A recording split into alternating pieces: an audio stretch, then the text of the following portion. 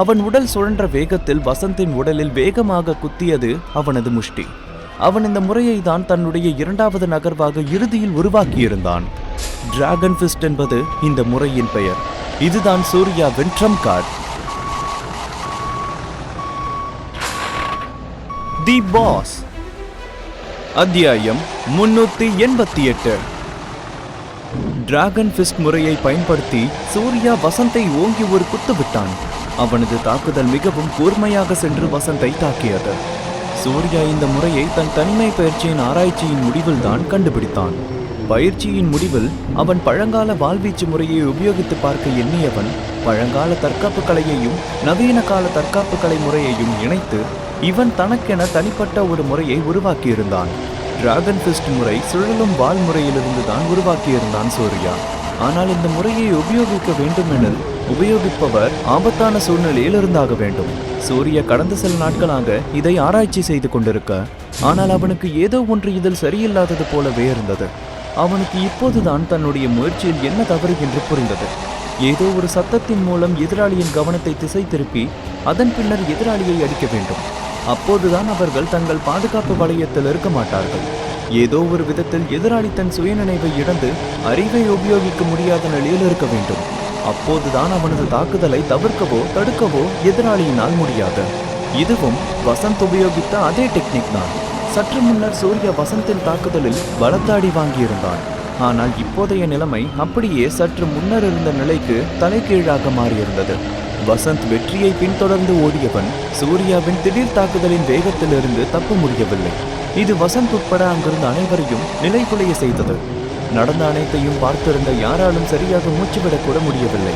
இப்போது சூர்யா தான் முதலில் தாக்குதல் நடத்தியவன் தன்னுடைய உள் வலிமையை வெளிக்கொண்டு வந்து சிங்கத்தின் கர்ஜனையுடன் இடி முழக்கம் போல முழங்கினான்.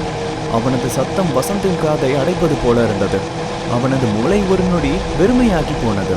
அதே நேரம் சூர்யா தன் கால் முஷ்டியை வளைத்தவன் தன் பாதங்களை தரையில் அழுந்த ஊன்றி குதிரை போல வளைந்தான். அவனது வலது கை முஷ்டி ஒரு பெரிய இலை வடிவில் மாறி வசந்தை நோக்கி அடிக்க சென்றது. ஒரே அடி. சூர்யாவின் உடல் பலம் உள்வலிமை என அனைத்தும் ஒன்று சேர்ந்து அவனது கை முஷ்டியில் வந்து நிற்க, வாங்கிய அடியில் மொத்தமாக நிலை குலைந்து போனான் வசந்த். சூர்யாவின் முஷ்டி வசந்தின் மார்பில் சென்று மோத அவனது உள்வலிமை வெடித்து புறப்பட்டது. வசந்தின் உள்வலிமை உடல் பலம் அனைத்தையும் தகர்த்து வசந்தின் உடலில் இருந்து எலும்புகள் எல்லாம் நொறுங்கியது. அடுத்த நொடி வசந்தின் உடல் காற்றில் பறக்க அவனது வாயிலிருந்து ரத்தம் வழிந்து கொண்டிருந்தது. அரசு, சங்கரன் உட்பட அங்கிருந்த அனைவரும் முற்றிலும் அதிர்ச்சியாகி நடப்பதை பார்த்து கொண்டிருந்தார்கள். அதிர்ச்சியில் கண்கள் அகல பெரிய வெறுமையாக வசந்தை பார்த்தார்கள். அவனது உடல் பறந்து சென்ற போது அவன் வாயிலிருந்து தெரித்த ரத்தம் எல்லா இடங்களிலும் சிதறியது. அவர்களால் நடந்ததை நம்பவே முடியவில்லை.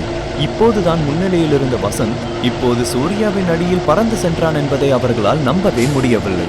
அவனுக்கு பலத்த அடிபட்டிருந்தது. இந்த நேரத்தில் அவர்கள் எல்லோருக்கும் தாங்கள் கனவு எதுவும் காண்கிறோமோ என்று கூட சந்தேகம் வந்துவிட்டது. டம் என்ற சத்தத்துடன் வசந்தின் உடல் தரையில் வந்து விழுந்தது.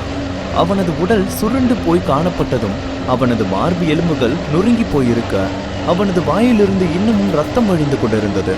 இப்போதைய அவனது நிலை வெறும் எலும்புகள் மட்டும் உடைந்த நிலையில் அவன் இல்லை. அவனது உள்ளுறுப்புகளும் கூட சிதறி போயிருந்தது. எனவே இப்போதைய அவனது உடல் இருக்கும் நிலையில் சூர்யாவை எதிர்த்து போராடுவதை விட்டுவிட்டு உடனடியாக சென்று அவனது காயங்களுக்கு மருத்துவம் பார்க்கவில்லை என்றால் அவனது உயிர் அவனுக்கு மிஞ்சாது. இது நான் என்ன பார்க்கிறேன்? கண்ணிமைக்கிற நேரத்துக்குள்ள சூர்யா வசந்த ஒரே அடியில பறக்க விட்டுட்டான். பறக்க விட்டது மட்டும் இல்ல, அங்க பாருங்க வசந்த் இருக்க நிலைமைய. வசந்தோட நிலைமையை பார்த்தா அவருக்கு பலமா அடிபட்டிருக்கும் போல இருக்கு. அவங்க ரெண்டு பேரும் இந்த அளவுக்கு மாறி மாறி அடிச்சுக்கிட்டு இந்த போட்டி இவ்வளவு தூரம் வரும்னு நான் கொஞ்சமும் எதிர்பார்க்கவே இல்லை.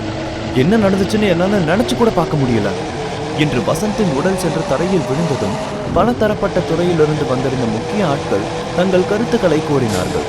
அவர்கள் குரலில் வியப்பு நிறைந்திருந்தது. இந்த வாழ்வா சாவா போராட்டத்துல நிறைய ஏற்ற இறக்கம் இருந்துச்சு. இதை யாருமே எதிர்பார்க்கல. உண்மைதான், அவங்க தங்களோட முழு பலத்தையும் காமிச்சிட்டாங்கன்னு நம்ம நினைச்சிட்டு இருக்கும் போது புதுசா எழுந்து வராங்க. அவங்க கையில புதுசா ஒரு முறை இருக்கு. அந்த முறை முந்தைய முறையை விட இன்னும் பலம் வாய்ந்ததா இருக்கு. ஆமா, அவங்க ரெண்டு பேரோட பலத்துக்கு எல்லையே இல்லாத மாதிரி இருக்கு. இந்த போட்டி அடுத்த தலைமுறையில வர எல்லாருக்கும் மிகப்பெரிய எடுத்துக்காட்டா இருக்கும் என்று தற்காப்பு கலை மாஸ்டர்கள் தங்கள் கருத்தை தெரிவித்தனர். அவர்களின் கண்ணோட்டத்தில் சூர்யாவும் வசந்தும் மாறி மாறி தங்கள் பலத்தை காண்பித்துக் கொண்டிருக்க போட்டியில் யார் வெற்றி பெறுவார்கள் என்பதை யாராலும் யூகிக்க முடியாததாக இருந்தது. இருவரும் போட்டியில் மேலும் கீழும் சென்று போராடி கொண்டிருக்க பார்வையாளர்கள் அனைவரையும் உற்சாகம் கொள்ள செய்வதாக இருந்தது. அப்போது தற்காப்பு கலை மாஸ்டர் சிவம், இந்த சில நாட்கள்ல சூர்யா தன்னை இந்த அளவுக்கு பலப்படுத்தி இருப்பான்னு நான் எதிர்பார்க்கவே இல்லை என்று சொன்னார். சூர்யா கடைசியை உபயோகிச்ச தற்காப்பு கலை முறையோட பேர் என்ன? இது ரொம்ப பரீட்சையானதா தெரியுது, ஆனா தெரியாத மாதிரியும் இருக்கு என்று கேட்டார் அழகர். எனக்கும் அது என்ன தற்காப்பு கலை முறைன்னு தெரியல, ஆனா அந்த முறை ரொம்பவே பலமான, அதே சமயம் எந்தவித குறையும் இல்லாத முறைன்னு மட்டும் தெரியுது என்று தன்னுடைய கருத்தை சொன்னார் அகத்தியன் மாஸ்டர். ஆச்சாரியாவும் உதயாவும் எதுவும் சொல்லவில்லை. அவர்கள் இருவருமே ஒரு பெரிய பதவியில் இருந்தார்கள். எனவே அவர்கள் தங்கள் பதவியை முன்னிட்டு எதுவும் சொல்லக்கூடாது. அவர்கள் இருவரும் சங்கரன் மற்றும் அரசுவின் எதிர்வினைக்கு காத்திருந்தனர். சங்கரனும் அரசுவும் இதில் தலையிடுவார்களோ என்று அவர்கள் மிகவும் கவலைப்பட்டனர். அப்படி எதுவும் நடந்தால் அவர்கள் இருவரும் அவர்களை தடுத்து நிறுத்த வேண்டும். வசந்தின் அப்பா அரசுவும் தாத்தா சங்கரனும் தற்காப்பு கலையில் தலை சிறந்த வீரர்கள்.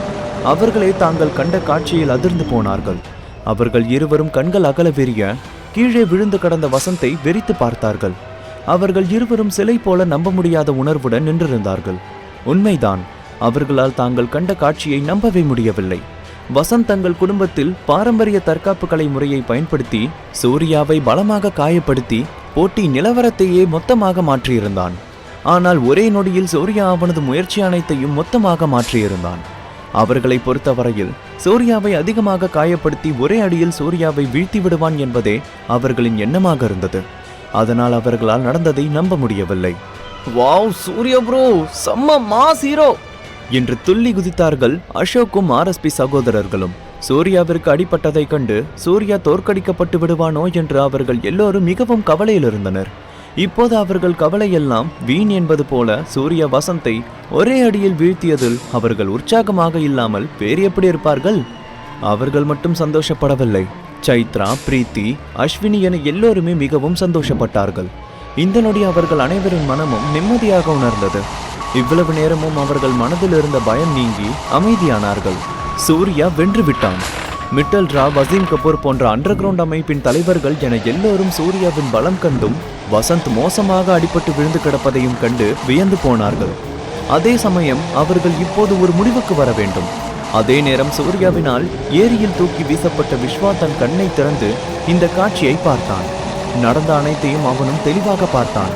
வசந்த் ரத்தம் வழிய தரையில் சுருண்டு விழுந்து கிடப்பதையும் எந்த நிமிடமும் இறந்து விடுவது போல அவனது உடல் உதறி கொண்டிருப்பதையும் அவன் தெளிவாக பார்த்தான். இது எப்படி சாத்தியம் என்று அதிர்ந்து போனான் விஸ்வா. அவனது நிலையை விட வசந்த் இருந்த நிலையை அவனால் நம்ப முடியவில்லை. அங்கே வந்த ரத்தம் வழிவதை தடுக்க முயன்றவன் கஷ்டப்பட்டு தன் தலையை உயர்த்தி சற்று தொலைவில் இருந்த சூர்யாவை பார்த்தான். அவனது வெளுத்த முகத்தில் நம்ப முடியாத தன்மை காணப்பட்டது. அவனது கண்கள் சூர்யா எப்படி இதை செஞ்சான் என்ற கேள்வியை கேட்டது. வசந்திடம் மாற்றம் உண்டானதும் அவன் அருகே காலடி ஓசை கேட்டது. சூர்யாதான் அவனை நோக்கி நெருங்கி இருந்தான். ஒவ்வொரு அடியும் அளந்து வைப்பது போல சரியான தூரத்தில் எடுத்து வைத்து வந்து கொண்டிருந்தான் அவன். கூட்டத்தினர் அனைவரும் பார்த்து கொண்டிருக்க சூர்யா வசந்தை நோக்கி ஒவ்வொரு அடியாக நெருங்கி வந்து கொண்டிருந்தான். சூர்யா தன் அருகே வந்ததும் வசந்த் இருமியபடி, ஏய், நீ இப்ப என்ன தற்காப்பு கலை முறையை யூஸ் பண்ண என்று கேட்டான். அவன் முகத்தில் இன்னமும் தன்னுடைய வெற்றியை விட்டுக் கொடுக்க முடியாத உணர்வு நிரம்பியிருந்தது.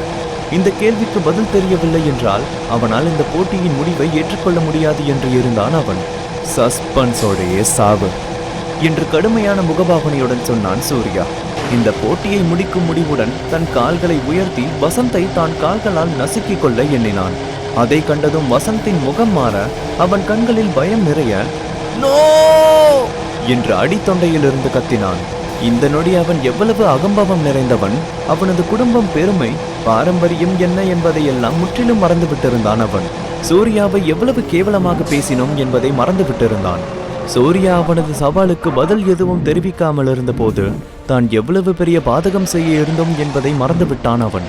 சூர்யாவை இந்த போட்டிக்கு வரவழைக்க வேண்டும் என்பதற்காக பிரீத்தியை கடத்த முயற்சி செய்தது எவ்வளவு பெரிய குற்றம் என்பதும் அவனுக்கு மறந்து போனது. எல்லாவற்றையும் மறந்த வசந்த் மரணம் தன்னை நெருங்கும் நேரத்தில் உயிர் பிழைக்க வேண்டும் என்ற ஒரே எண்ணம் மட்டுமே அவனிடம் இருக்க தன்னையும் மீறி அங்கிருந்து எழ முயற்சி செய்தான் அவன். அப்போது நிறுத்து என்று அரசு கர்ஜித்தார். அவர் தன்னை அறியாமலேயே போட்டி நடக்கும் மேடைக்கு வர பார்க்க உதயாதான் அவரை தடுத்து நிறுத்தினார். அரசு, இந்த போட்டி ஆரம்பிக்கும் முன்னாடியே இது வாழ்வா சாவா போட்டி, இதுல யாரும் தலையிடக்கூடாதுன்னு சொல்லிட்டோம். இப்போ உங்களுக்கு என்ன வேணும் என்று கேட்டார் உதயா. உதயா தன்னை தடுத்து நிறுத்துவதை கண்ட அரசுவின் முகம் மாறி போக, அந்த பையன் சூர்யா என் பையனோட உயிரை எடுக்காம விடணும் என்று புருவம் சுருங்க பேசினார். முதலில் அவர் சூர்யாவை தாக்கத்தான் முன்னேறி சென்றார். ஆனால் அதன் பின்னர் தன் எண்ணத்தை எப்படியே நிறுத்தி உதயாவின் கேள்விக்கு பதில் சொன்னார். அதே சமயம் அவரது பார்வை சூர்யாவின் மேல் கடுமையாக விழுந்தது. அவரது குரலும் மிரட்டுவது போலதான் வந்தது. அப்படி இல்லைன்னா எங்க குடும்பத்தோட எதிரி ஆயிடுவனி என்று சொன்னார். உங்க குடும்பம் என்ன அவ்வளோ பெரிய குடும்பமா என்று கடுமையாக கேட்ட சூர்யா நேரடியாக தன் வலது காலை உயர்த்தி இருந்தான். அதை கண்ட அரசுவின் முகம் மாற அவர், உனக்கு அவ்வளோ தைரியமா என்று கர்ஜித்தார். அவரது குரலின் சத்தம் வானை எட்டும் விதமாக இருந்தது. அரசுவின் கேள்விக்கு நொறுங்கும் சத்தம் மட்டுமே பதிலாக கிடைத்தது. எல்லோரின் பார்வைக்கு கீழ் சூர்யா வசந்தின் தலையில் கால் வைத்து அப்படியே நொறுக்கினான். அரசுவின் எச்சரிக்கைக்கோ மிரட்டலுக்கோ சூர்யா சற்றும் பயப்படவில்லை. ஒரே மிதியில் வசந்தின் தலையை நசுக்கி இருந்தான் சூர்யா. மிகவும் மோசமான ஒரு மரணத்தை வழங்கியிருந்தான் சூர்யா. சூர்யாவின் இந்த அடக்குமுறையை கண்டு மீண்டும் ஒரு முறை அங்கிருந்த எல்லோரும் அதிர்ந்து போனார்கள். என்ன இருந்தாலும் அவன் சங்கர் குடும்பத்தை சேர்ந்தவன். 1000 வருடங்களாக இந்த நாட்டின் தற்காப்பு கலை உலகில் மிகப்பெரிய இடத்தை பிடித்திருந்த குடும்பத்தை சேர்ந்தவன் அவன். அப்படி இருக்கும்போது சூர்யா அவன் தலையை நசுக்கி கொன்றது சங்கர் குடும்பத்தின் பெருமையை வேரோடு அழிக்கும் வகையில் இருந்தது. ஆனால் சூர்யாவை அவர்கள் எப்படி போட்டிக்கு அழைத்தார்கள் என்பதை நினைத்து பார்க்கும்போது அவர்களுக்கு இது தேவைதான் என்று எல்லோரின் மனதிலும் எண்ணம் எழாமல் இல்லை. வசந்த் மட்டுமே அவர்கள் குடும்பத்தின் வாரிசு இல்லை. வசந்தும் அவர்கள் குடும்பத்தின் வாரிசுகளில் ஒருவன். ஆனால் வசந்தின் வளர்ச்சிக்காக அவர்கள் மிகப்பெரிய முதலீடு செய்திருக்கிறார்கள். அவனை தங்கள் குடும்பத்தின் அடுத்த தலைவராக உருவாக்கி எண்ணியிருந்தார்கள். ஆனால் இப்போது சூர்யாவின் கையில் மிகவும் கோரமான முறையில் இறந்து போயிருந்தான். மனதில் இருந்த வெறுப்பு மற்றும் கோபத்துடன், நான் உன்னை கொல்லாம விட மாட்டான்டா என்று முற்றிலும் தன் அறிவை இழந்து கத்த ஆரம்பித்தார் அரசு. அப்போது உதயா, அரசு என்ன இதெல்லாம்? இந்த போட்டி விதிமுறையை மீறி நீங்க இப்படி பேசுறீங்கன்னா என்ன அர்த்தம்? இங்க நீங்களும் உங்க குடும்பமும் மட்டும் இல்ல, நம்ம நாட்டோட தற்காப்பு கலை அமைப்பு இந்த போட்டியை கண்காணிச்சுட்டு இருக்கிறது உங்களுக்கு மறந்து போச்சா என்று அரசுவுக்கு எதிராக நின்றபடி கேட்டார். சூர்யாவின் பாதுகாப்பு தான் அவருக்கு இப்போது முக்கியம். அதே நேரம் அவர் அரசுவை எச்சரிக்கவும் தவறவில்லை. அப்போது சூர்யா அரசுவை முறைத்து பார்த்தவன், உங்க குடும்பம் இழப்பை ஏத்துக்காதா? உங்க குடும்பம் இந்த நாட்டுல என்ன வேணாலும் செய்யலாமா என்ன என்று கேட்டான். அவனது குரலில் கேலியும் நக்கலும் நிறைந்திருந்தது. அதே சமயம் அவர்கள் குடும்பம் எவ்வளவு பலம் வாய்ந்த ஆட்களாக இருந்தாலும் அவர்கள் இந்த நாட்டின் தற்காப்பு கலை அமைப்பின் விதிமுறைகளை பின்பற்றி தானாக வேண்டும். அப்போது அசோக், எல்லாத்துக்கும் தயார்னு சொல்லி ரூல்ஸ் எல்லாம் சொல்லி ஒத்துக்கிட்ட பிறகு இப்ப தோத்து போனதும் மாத்தி பேச உங்களுக்கு வெக்கமா இல்ல என்று கத்தினான். இதுக்கு மேல யாராவது எங்க சூர்யா மேல கை வச்சா அப்புறம் அவங்க அவ்வளவுதான் என்று சந்துருவும் பிரகாஷும் கத்தினார்கள். அசோக், பிரகாஷ், சந்துரு கத்துவதை கேட்ட சங்கரன் சட்டென, அரசு வாங்க என்று சொன்னார். அவரது முகம் எதுவுமே நடக்காதது போல அமைதிக்கு திரும்பி இருந்தது.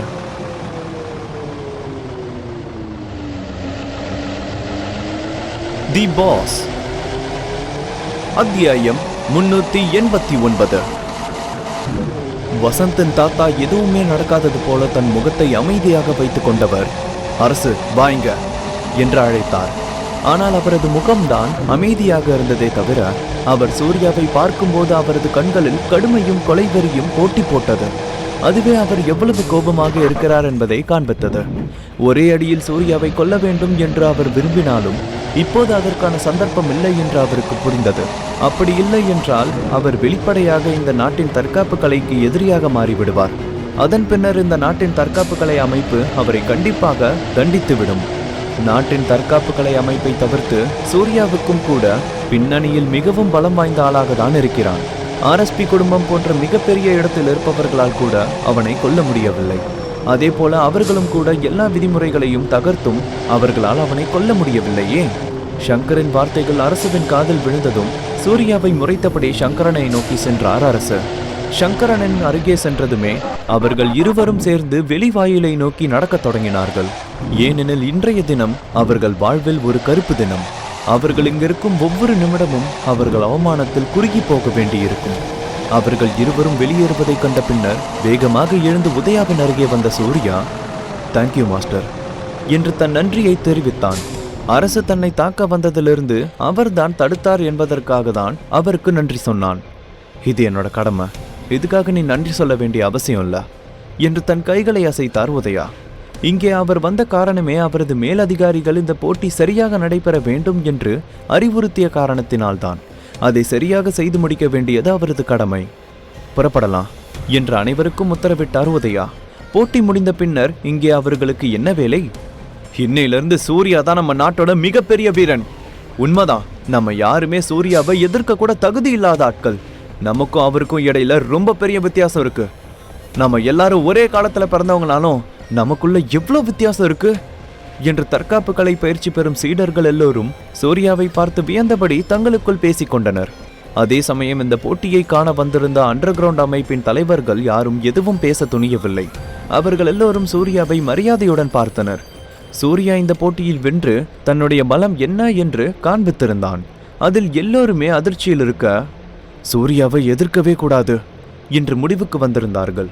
நான் முன்னாடியே சொன்ன மாதிரி சூர்யா பிரதர் அந்த நாயை அடிச்சு கொன்னுட்டாரு என்று உற்சாகமாக கத்தினான் அசோக்.